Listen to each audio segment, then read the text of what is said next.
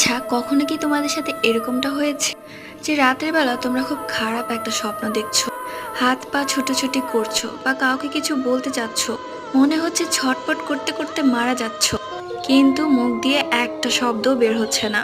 তোমার পাশে যদি তোমার মা বা বোন কেউ শুয়ে থাকে, তাকেও তুমি ডাকতে পারছো না। এইরকম একটা অবস্থায় তুমি কি করো?